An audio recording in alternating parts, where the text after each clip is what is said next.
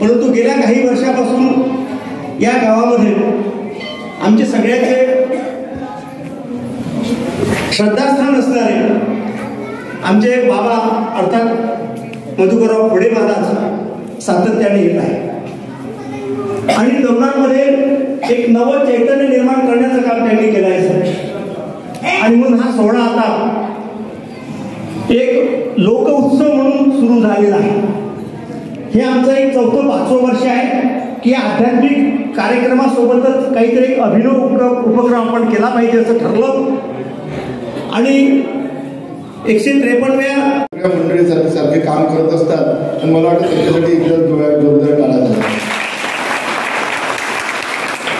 जे काही काम आपण या ठिकाणी करतात, आता नितीन सरांनी सांगितलं की गुडघ्यांचं ऑपरेशन फ्री करून देईल. खूप मोठ्या मोठ्या गोष्टी आज 5-5 लाख रुपये एका गुडघ्यासाठी डॉक्टर लोक घेतात आणि अशी मंडळी जेव्हा समाजात काम करतात त्याला आपण म्हणतो की मला या समाजाला मला काहीतरी देणं लागतं, मला माझ्या गावाचं काहीतरी देणं लागतं, मला माझ्या ज्येष्ठांचं काहीतरी देणं लागतं, वेगवेगळे कार्यक्रम आपण घेतले तरी देणं लागतं, आमच्या सुनबाईंना काहीतरी देणं लागतं. आणि ह्या समाजाने मला मोठं, मी आर्वी सारख्या छोट्या गावात वर्धेत आलो, इथे प्रॅक्टिस केली आणि आज या गावाने मला मोठं केलं, या जिल्ह्याने मोठं केलं आणि म्हणून या जिल्ह्याला या गावाला माझं काहीतरी देणं लागतं. या भावनेतनं आम्ही विविध कॅम्प घेत असतो. त्यामुळे पिस्तूलकर सर माझे आभार मानण्याची बिलकुल गरज नाही. या ठिकाणी जे मी आलो हे मला वाटतं या गावातले अर्धे पोरं मीच पाहतो. आज मी या गावात पहिल्यांदा आले आहे, गावाची सून म्हणून, कोठाऱ्यांची सून म्हणून. असं वाटलं नाही की हे गाव आपलं नाही म्हणून. प्रत्येकाने अगदी मायेने आम्हाला आपलंसं करून घेतलं आहे, त्याबद्दल गावकऱ्यांचे मनपूर्वक आभार. शेवटी एवढं सांगेन की आज जे स्वप्न आपण बघितलं आहे, जे पूर्ण झालेलं आहे, त्यात सगळ्यात मोठा वाटा माझे सासरे रमेश कोठारे आणि सासूबाई संगीता ताई कोठारे.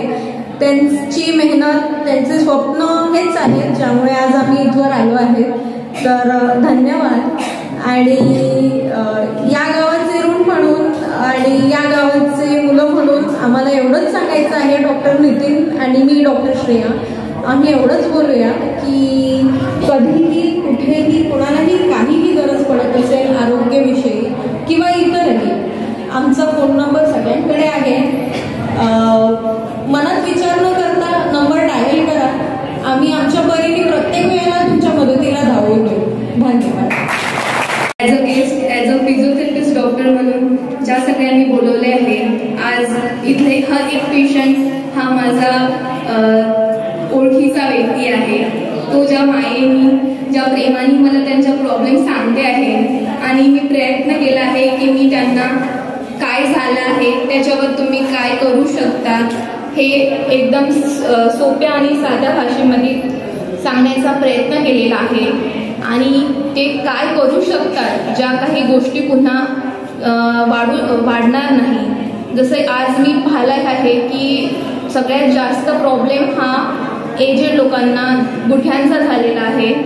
नी रिप्लेसमेंट आजकाल खूप जास्त वाढलेला आहे, कारण 30 वर्षानंतर जे पण आपण एक्सरसाइजेसकडे लक्ष देत नाही किंवा जे पण आपल्या शरीरामध्ये डेफिशियन्सीज असतात, आपण खेड्या भागातलं असल्यामुळे आपल्याला त्या गोष्टींबद्दल फारशी माहिती नसते, अवेअरनेस नसते त्या गोष्टींबद्दल. बट जे आपल्या गावामध्ये सेविका असतात त्या आपल्याला नेहमी काही ना काही सप्लिमेंट गोळ्या देत असतात की तुमच्या त्या डेफिशियन्सी आहे, तुम्ही या घ्या. आपण घेतो, आपण नेहमी त्यांचा उपचार करतो, तरी आपल्यावर गुडघ्यांचा त्रास होतो आहे. आपण वारंवार निग्लेक्ट करतो त्या सगळ्या गोष्टींना की आपल्याला गुडघ्यांना त्रास होतो आहे. आपण चालतो आहे असं आपल्याला वाटतंय की आपण एक्सरसाइज म्हणजे चालतो आहे. हे सुख किंवा हे जे कार्य आहे ते पाहिली मिळालं 150 वर्षानंतर.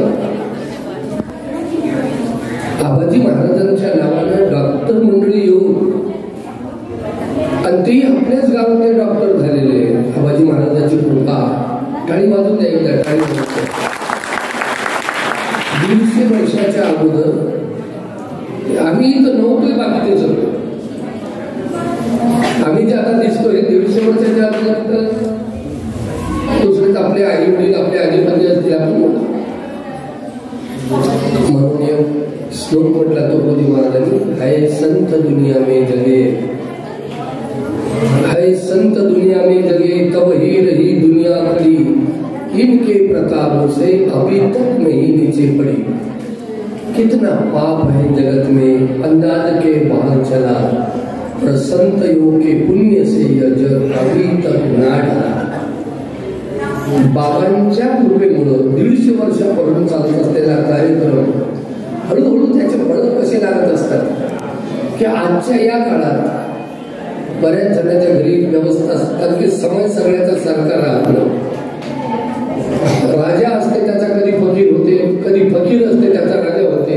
150 वर्षात कोणी गरीब होतं ते श्रीमंत झाले, काही श्रीमंत असतील त्यांना गरीब व्हावं लागते. पण आबाजी महाराजांची कृपा अशी आहे की 150 वर्षानंतरही त्यांच्या दरबारात आज आपल्या गावात त्यांचं प्रेम आहे. तुम्ही केलेल्या भक्तीचं फळ आहे. त्यातल्या त्या बाबांना आवडते तसं तुम्ही वागून राहिले भाऊजीमुळे. आज बाबाच्या कृपेमुळे गावातले डॉक्टर झाले आणि गावात येऊन ते तुम्हाला मोफत औषधी देतात, मार्गदर्शन करतात, तुम्हाला त्या दुःखातून मुक्त करण्याचा प्रयत्न करतात. यापेक्षा आणखी संतांची कृपा कोणती पाहिजे आपल्यावर? आबाजी महाराजांची कृपा आहे. काय सांगू आता, संतांचे उपकार मरल्यानंतर जागविती काय द्यावे त्याची भावे उतराई ठेविता पाहिजे होतो. आता हे झालं आबाजी महाराजांची कृपा आहे. त्यांच्यामुळे सगळं सुख मिळत असते. त्यावेळेस आमच्या आजोबांना त्यांची केलेली सेवा, त्यांच्या नाथापंथाला मोफत या ठिकाणी औषधी मिळून राहिली किंवा डॉक्टर मंडळी इतर निर्माण झाली पुन्हा गावात वापस येण्याचा प्रयत्न करतात. नाही तर माणूस एकदा मोकळा झाला. मी नेहमी म्हणत असतो ना, आपले पुस्तक आहे ना, पुढे चाला पण मागे पहा. पुढे चाला म्हणजे तुम्ही आमच्या गावातून प्रत्येक माणसाने गेल्यानंतर पुढे जावंच. प्रत्येक बाबतीत पुढे चाला. अनेक याचा या विषयावर अनेक विचार आहेत. पुढे चाला पण मागे पहा. याचा अर्थ की तुम्ही गावातून गेल्यानंतरही गावाकडे लक्ष द्या. त्याचा नाव आहे कृतज्ञ गोष्टीची प्रसिद्धी लवकर होत नसते. चांगल्या गोष्टीची प्रसिद्धी होत नाही. हो, मारामारी झाली एखादी तर टीव्हीवर येते, पण चांगल्या गोष्टीचा आदर्श लवकर त्याचं ते होत नाही मला. पण कार्य करत राहणं महत्वाचं आहे. हे कार्य जर सगळ्या आमच्या जिल्ह्यावर, आमच्या देशभर, आमच्या भारतभर जर झालं, आमच्या महाराष्ट्रभर जर झालं तर तुकडोजी महाराजांची इच्छा होईल, माऊली ज्ञानोबारायांची इच्छा पूर्ण होईल. त्यांनी एवढंच काम केलं, जे कारंजले गांजले त्या शिवने जो आपुले, तोची साधू ओळखावा आणि त्यांना ते आधार मिळते, त्यांचा आदर केला जाते.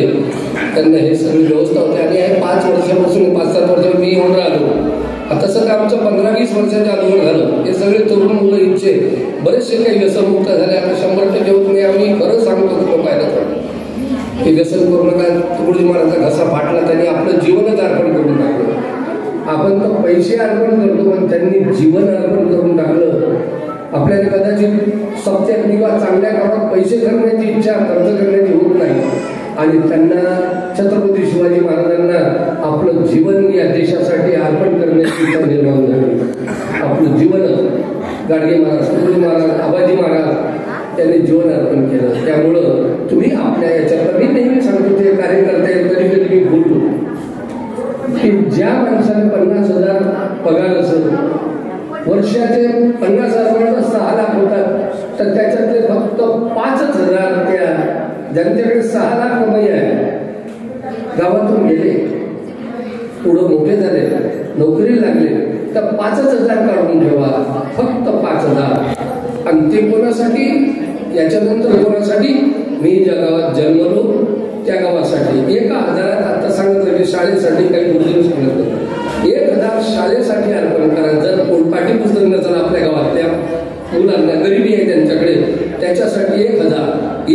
त्याला कॅन्सर झाला, ते गरीब असो का श्रीमंत असो, पैसे कमीच पडतात, त्याने द्या. कॅन्सर झालेल्या माणसाला जर 1,000 रुपये घेऊन गेलो आपण, आणि ते म्हणून कशाला आणले, तरी त्याच्या डोळ्यात दुःखामध्ये पाणी येते की वा तू आठवण ठेवली नाही. हो, तुम्ही आमच्या वडिलांना 2 पायले जेवढे दिले होते ना, मग मी आता डॉक्टर झालो, मोठा झालो, किंवा मी नोकरी लागलो, इंजिनियर झालो, हे तुमचे उपकार आहेत असं जर म्हणलं तर त्या जाणाऱ्या माणसाला, दुःखाच्या माणसाला सुद्धा सुख निर्माण होते आणि कृतज्ञता प्राप्त होते. ते आशीर्वाद फार आगळा वेगळा आहे. ते 1,000 1,00,000च्याही वर आहेत ते, आणि 1,000 त्यांना दिले.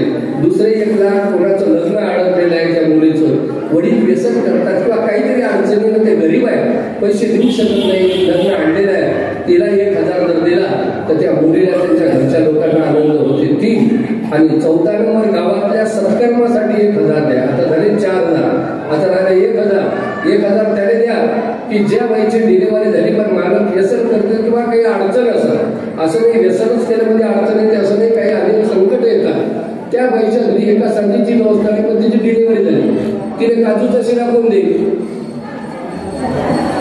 आम्हाला चान्स आहे आमच्या जीवनात. त्या बाईने 500चा जर किराणा घेऊन दिला आणि 500 रुपयात 1 किलो तूप, 1 किलो साखर, 1 किलो रवा जर दिला, 8-12 दिवस ते तुपाचा शिरा करून खाऊ शकते. पण मला तरी वाटते की ते आपल्या कुटुंबातल्या माणसापेक्षा जास्त रडण्याशिवाय लागणार नाही. इतकं प्रेम तिचं जन्मभर ते विसरणार नाही. तुमच्या घरी जर तुमचं शेत जर त्या गावल्या असेल तर ते बाई म्हणून त्या पोराला सांगेल या वावरातले पोर हाणले ते, अरे ते म्हणाल ते पोरगा म्हणाल कशाने हाणत म्हणाल, जाऊ दे ना आपल्या, अरे पुढे वाचवलं तू लहान होता तेव्हा, शिरा आणला तिने करून त्या बाईनं 15 दिवस. हा, पण बाईच्या घरी शिरा घेऊन देताना तुम्ही माणसं जाऊ नका. तुम्ही जर गेले तर लोक यायला सरपंच व्हायचं, तुम्ही जाऊ नका. त्या बाईच्या हातालाच बाईने पाठवा आणि तिने सगळा महिनाभर कामाला जाऊन मी पोचतो तुले, आनंद वाटत तिथे. अरे सुख के सब साथी दुःख में ना कोई, सुखात सगळे साथ करतील पण दुःखात कोणी जवळ येत नसते. एक भजन आहे तुकडोजी महाराजाचं, सुख दुःख हमारे कोण सुने बिन नाथ सहायक कोई नहीं, चलती का यह संसार बराबर वक्त पडे पर कोई नाही. आणि त्यावेळी जर कोणा आधार दिला तर ते आधार देवाला दिल्यासारखं वाटते आणि त्या आत्म्याचा आनंद त्यांना तर होईल ते होईल, पण आपल्याला आनंद वाटते की मला देवाने जे सुख दिलं त्याच्यातले माझे 5,000 या दुखीत लोकांच्या कामी पडले आणि त्यामुळं माझ्या जीवनात काहीतरी मी केलं असं होईल. नाही तर सिकंदर सारखं आपल्याला करण्याची वेळ आली म्हणजे मी खूप पैसा कमवत बसलो पण कधी सत्कर्म केलं नाही, कधी मी दुसऱ्याच्या कामी पडलो नाही. उलट हजारो स्त्रियांचे कुटुंब पुसण्याचं काम मी केलं, याचं दुःख त्याला झालं शेवटी.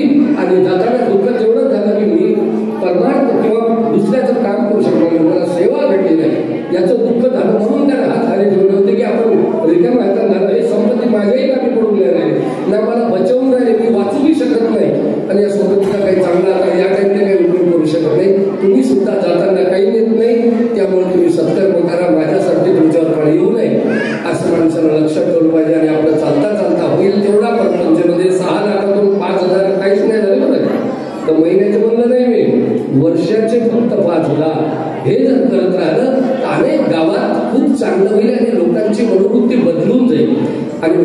सत्कर्म करण्याची गरज आहे आज गावागावाची. हरे नाम निष्ठा